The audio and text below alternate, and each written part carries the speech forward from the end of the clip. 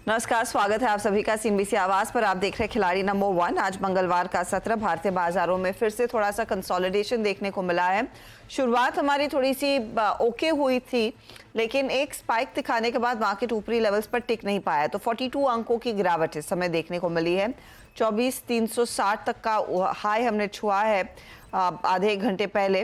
Nifty bank ज्यादा बड़ा Drager साबित हुआ है, लगभग 300 पॉइंट का करेक्शन, और निफ्टी बैंक को नीचे खींचने की वजह सिर्फ और सिर्फ एचडीएफसी बैंक है, जो इस समय 3.25% नुकसान के साथ ट्रेड करता हुआ दिखाई दे रहा है। तो ये आज का बड़ा एक्सीडेंट, उस पर आगे बात करेंगे। लेकिन ओवरऑल एडवांस डिक्लाइन रेशियो आपकी स्क्रीन पर भी आ जाएगी। डे लो से मिड कैप इंडेक्स में थोड़ी सी रिकवरी जरूर देखने को मिली है, इसीलिए अब आप देखिएगा क्रिस क्रॉस होकर गिरने वाले शेयरों की संख्या ज्यादा हो गई है बढ़ने वालों की तुलना में। सुबह में वैसी स्थिति नहीं देखने को मिली थी। एचडीएफसी बैंक में सबसे ज्यादा नुकसान, फिर टाटा मोटर्स, ग्रासिम, श्रीराम फाइनेंस जैसे स्टॉक्स हैं जहां पर बिकवाली का दबाव बना है। दूसरी तरफ भारतीय एयरटेल, टीसीएस, आईसीआईसीआई बैंक और एक्सिस बैंक में तेजी बन रही है। आज एचडीएफसी बैंक में इतनी गिरावट क्यों? क्योंकि ऑफ कोर्स एमएससीआई रीजिग का इंतजार था, वो कल शाम को अनाउंस हो चुका, जहां पर अनुमान लगाया जा रहा था कि $3.3 बिलियन का इनफ्लो आएगा, क्योंकि इस रीजिग में जो वेट बढ़ा है वो 2 चरणों में बढ़ेगा। एचडीएफसी बैंक इसीलिए फिसल रहा है। तो पहले के अनुमान के सामने $3.3 बिलियन का जो इनफ्लो आने वाला था, अब सिर्फ $1.8 बिलियन का इनफ्लो आएगा। दूसरा चरण रीजिग का आएगा नवंबर में, अगर वो एफपीआई लिमिट का थ्रेशोल्ड 20% का बना रहता है। इसीलिए उस स्टॉक में आज हम कूल ऑफ देख रहे हैं, ड्रैग कर रहा है। हमारे जानकारों ने इस बीच क्या रणनीति अपनाई कल और आज के लिए ट्रेड क्या रहेगा, उस पर करेंगे बातचीत। लेकिन पहले आपके लिए लेकर आते हैं उनके रिटर्न्स। तो यह है आपके लिए स्थिति।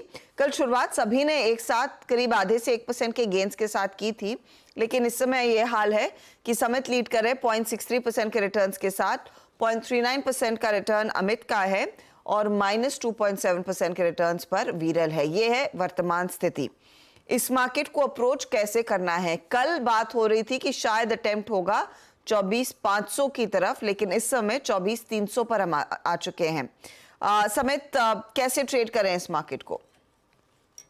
Good morning Harshada. देखिए, मार्केट में ज्यादा मोमेंटम तो लैक दिख नहीं रहा है। इनफैक्ट ओवरऑल हम बैंकिंग में देखे तो आज सुबह से, जैसे आपने भी हाईलाइट किया, एचडीएफसी बैंक प्रेशर में है, उसके वजह से फाइनेंशियल स्पेस में थोड़ा हम यहाँ पे प्रेशर देख रहे हैं। बट एक अच्छी बात है कि निफ्टी में उसका कहीं ना कहीं रिएक्शन नहीं दिख रहा है, क्योंकि आईटी स्टॉक्स, मेटल स्टॉक्स थोड़े ना कहीं ऊपर के लेवल पे होल्ड कर रहे हैं मार्केट को। तो हमें लगता है कि यही जो कल भी हमने बात की थी, साइडवेज है मार्केट, कुछ ज्यादा बड़ा हमें यहाँ पे ट्रैक्शन दिख नहीं रहा है फिलहाल। तो 24,450, 24,500 ऊपर की तरफ रेजिस्टेंस है निफ्टी के लिए। लो साइड पे 24,200, 150 जब भी आता है एक अटेम्प्ट होता है रिकवरी का, तो वही हमें लग रहा है। मिड कैप्स में आज आउट परफॉर्मेंस दिख रहा है। स्टॉक स्पेसिफिक काफी ज्यादा सिलेक्टिव होना है, क्योंकि इतने इजीली आपको यहाँ पे ट्रेड सेटअप्स नहीं मिल रहे।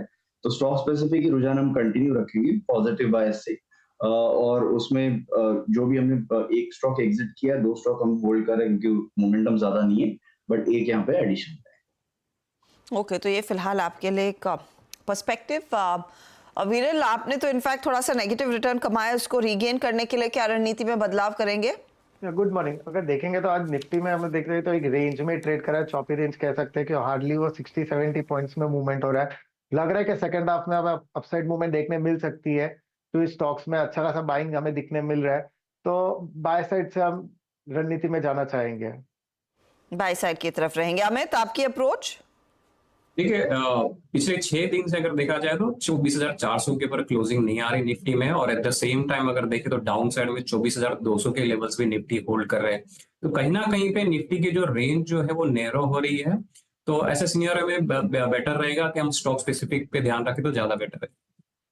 स्पेसिफिक्स पर ट्रेड्स फोकस रहेगा। चलिए हमारे जानकारों का पोर्टफोलियो एक एक करके देख लेते हैं। पहले लेकर आते हैं अमित का पोर्टफोलियो, और इन्होंने इनफैक्ट क्रॉम्पटन के ट्रेड को अभी भी होल्ड किया हुआ है। दूसरी तरफ समर्दन मदसन का भी ट्रेड ये होल्ड कर रहे हैं। आज फिर एक नया ट्रेड जोड़ पाएंगे, क्या रहेगा वो? देखिए, EIH लिमिटेड पे ध्यान रखना चाहिए। मल्टी मंथ करेक्टिव फेस में था ये, लेकिन रिसेंटली अगर देखा जाए तो उसका जो 50 वीक का एवरेज है वहां से एक रिकवरी देखने मिली है, और पिछले 3-4 दिनों में भी ये जो रैली वो सस्टेन रही है। तो आज का जो करेक्शन है उसको एज अ बाइंग अपॉर्चुनिटी के हिसाब से कंसिडर करना चाहिए। रिस्क टू रिवॉर्ड जो है फेवरेबल है, 375 का स्टॉप लॉस रखना चाहिए। अपसाइड की मैं बात करूं तो मुझे इनफैक्ट 440 तक की रैली करनी। EIH में एक अपॉर्चुनिटी तेजी की बन रही है, हालांकि स्टॉक कॉन्ट्रैक्ट कर रहा है। आप कह रहे हैं कि यहाँ से रिवर्सल दिखाएगा, 1.5% नीचे आ चुका है। वैसे ये 440 का टारगेट है, 375 स्टॉप लॉस। ये है अमित, थोड़ा सा बॉटम फिशिंग की तरफ इशारा है। चलिए अब आते हैं समित के पोर्टफोलियो पर। तो समित के केस में भी 2 ट्रेड होल्ड किए हैं। एक है मैक्रोटेक, दूसरा वेल्सपन कॉर्प। कल MCX में ट्रेड इन्होंने बुक कर लिया था। समित, आज का नया सौदा?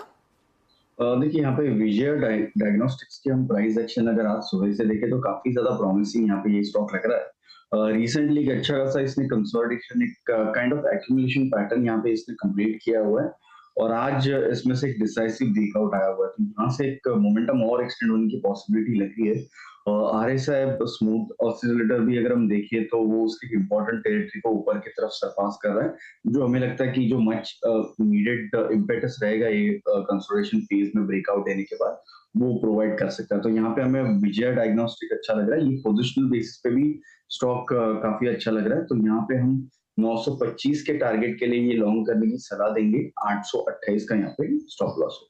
ओके, विजय डायग्नोस्टिक थोड़ा सा मोमेंटम में लौटता हुआ 5% ऊपर है। 925 तक की अटेम्प्ट है तेजी का और आप 828 पर स्टॉप लॉस लगाएंगे इस पर्टिकुलर ट्रेड में।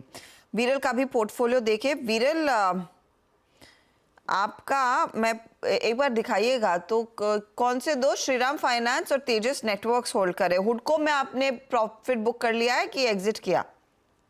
हाँ, एग्जिट कर दिया है। हुडको में भी हमने एग्जिट कर दिया है। अब फिलहाल हम श्रीराम फाइनेंस के साथ होल्ड रह रहे हैं। श्रीराम फाइनेंस और हमारा तेजस नेटवर्क, ये दोनों कॉल्स एक्टिव है। ओके, तो नया ट्रेड क्या जोड़ेंगे? सेकंड, आज के लिए मैं एक्साइड इंडस्ट्री जोड़ना चाहूंगा। काफी दिनों से हम देख रहे हैं कि नीचे में अच्छा खासा कॉन्सोलिडेट हो रहा है, वॉल्यूम्स भी हो रहे हैं। यहाँ से लग रहा है कि अपसाइड मूवमेंट हमें अच्छी खासी देखने मिल सकती है। तो ये लेवल्स पे बाय करना चाहूंगा। नीचे में स्टॉप लॉस अराउंड 475 का रहेगा, ऊपर में 565 के लेवल्स रहेंगे। 565 के लिए एक्साइड में एक मौका तेजी का। कल वैसे अमर राजा में काफ़ी ज़ोरदार मूव्स देखने को मिले थे उनके टाई अप्स पर और कमेंट्री पर, जिनकी गीगा फैक्ट्री इनॉग्रेट हुई ओवर द वीकेंड। और अब एक्साइड की बारी है, करीब 1.5% का इजाफा आता हुआ। 565 टारगेट, 475 आपके लिए स्टॉप लॉस के तौर पर काम करेगा। ये है आपके लिए फिलहाल स्थिति हमारे जानकारों की तरफ से। चलिए काम करते हैं, ब्रेक लेते हैं। ब्रेक के बाद हमारे जानकारों ने जो ट्रेड्स दिए हैं उसको रिविजिट ज़रूर करेंगे। साथ ही साथ आपको बताएंगे कि किस स्टॉक में सबसे ज़्यादा रिटर्न्स बन रहे हैं। हैप्पीएस्ट माइंड के मैनेजमेंट से भी रूबरू होंगे। नतीजे आ चुके हैं, 1-2 एक्विजिशंस का फ़ायदा मिला है, इसीलिए रेवेन्यू बढ़कर आया। लेकिन आगे के लिए FY25 कैसे पैन आउट करेगा उस पर होगी बातचीत।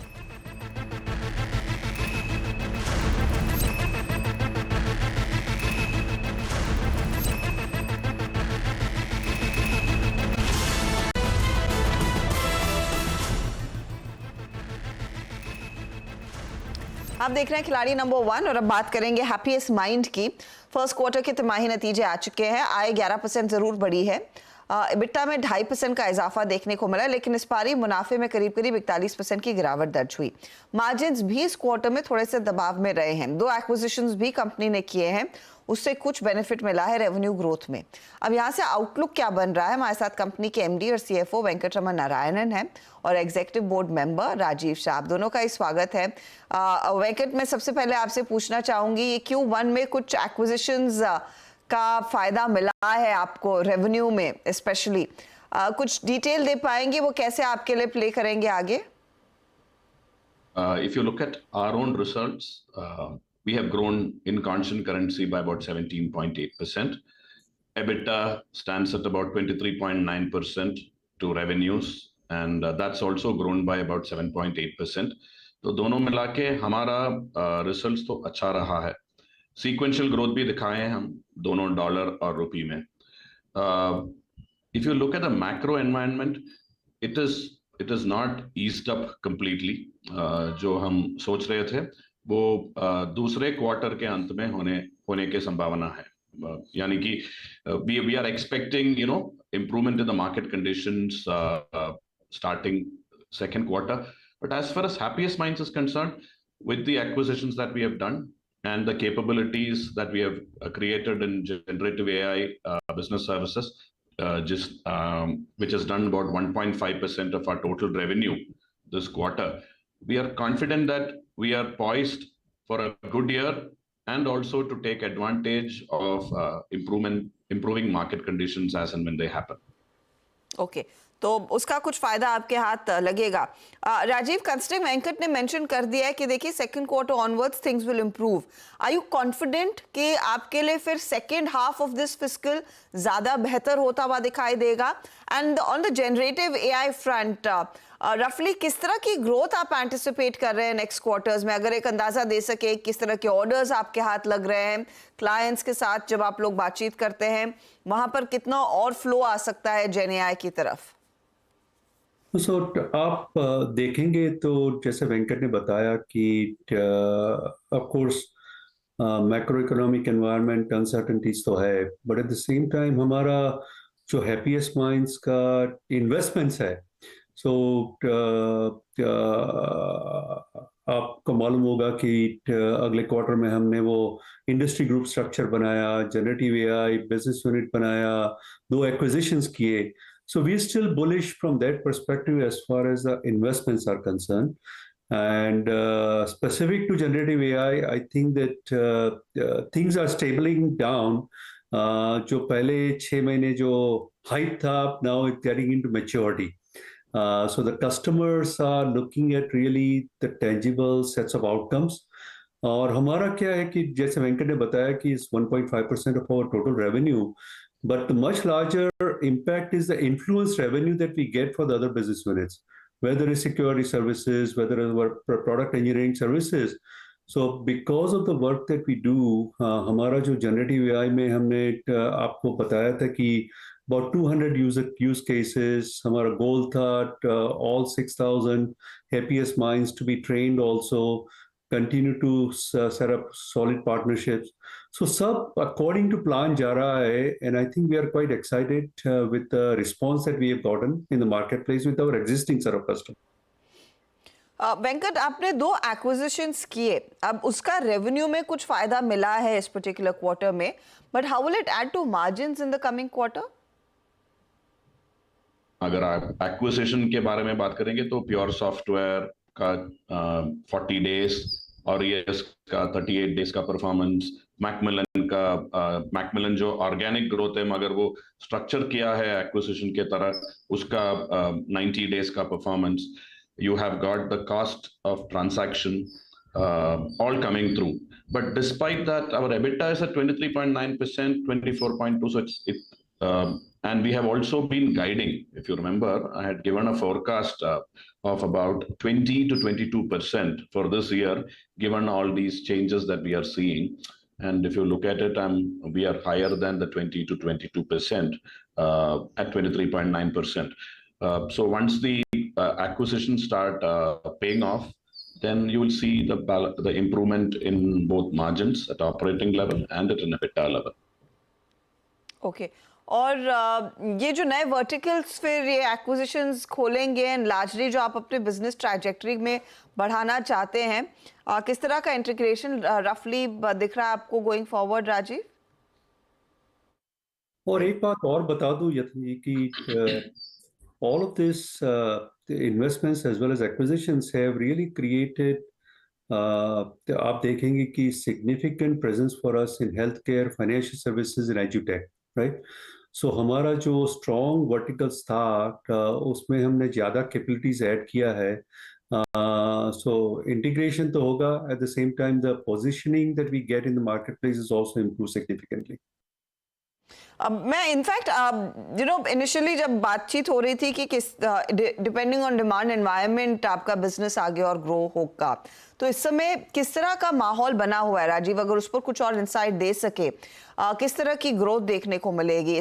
ईयू इकोनॉमीज क्या स्थिति दिखा रहे हैं, एशिया में है, एंड मोस्ट इंपॉर्टेंटली अमेरिका को लेकर क्या फीलर्स मिल रहे हैं? Because it's been quite of a mixed bag. ज्यादातर कंपनियों ने कहा they beginning to see some signs of revival, और उसके बाद ये डर आ रहा है कि शायद वो इकोनॉमी रिसेशन में जा सकती है. Does it impact spending? So a couple of things if I can add, Venkat. So one is that we're still seeing a little bit of probably a lagging growth compared to others in manufacturing and the travel media entertainment. वो हमारे results में भी आप देखेंगे कि थोड़ा कम हुआ है. And those two industry segments, I think, will take a little bit more time. From the geographical perspective, I think it's a well-rounded growth. Of course, US continues to be हमारा largest geography है. But now with the acquisition that we have done of PureSoft, even the African countries are growing as well. So from that perspective, I think it is Asia and Africa will continue to grow because of the acquisition we have done. But at the same time, US will continue to lead the market. Europe में भी आप देखेंगे कि अभी कल macro economic data आया कि US में भी कि inflation has come down to 2.5%. UK में भी inflation is coming down. So I think once the election thing settles down and all this noise of the Middle East comes down, I think there'll be a well-rounded growth for us. शुक्रिया आप दोनों का and good luck to you. चलिए लेंगे एक break, वापस लौटेंगे, खिलाड़ी नंबर 1 का एक अपडेट लेकर आएंगे.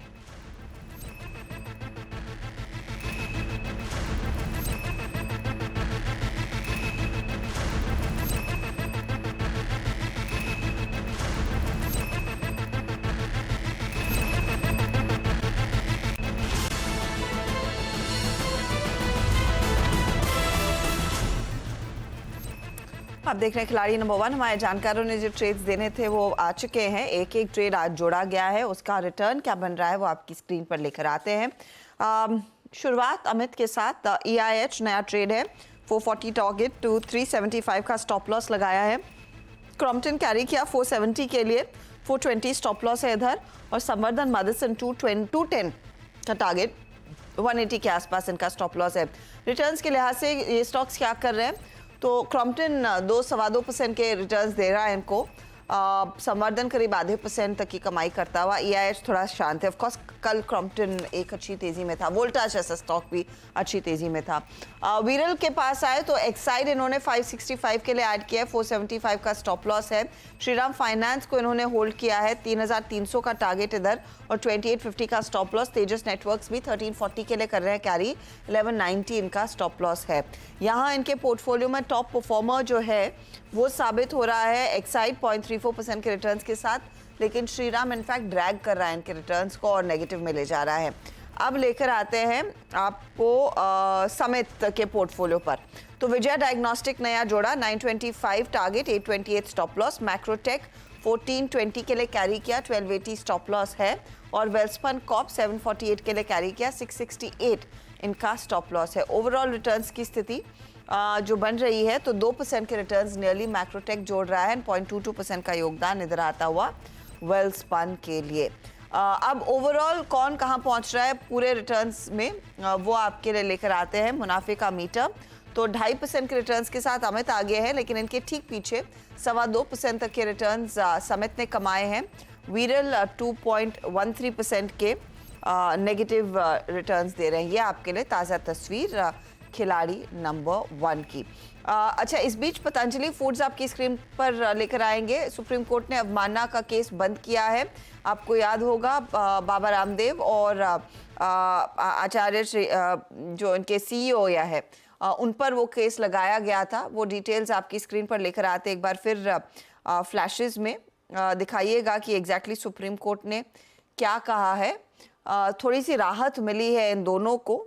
ये फिलहाल एक अपडेट आता हुआ कंपनी के लिए और वो स्टॉक भी आपके लिए करीब 2.25%. सुप्रीम कोर्ट ने दोनों का माफीनामा दरअसल स्वीकार किया है.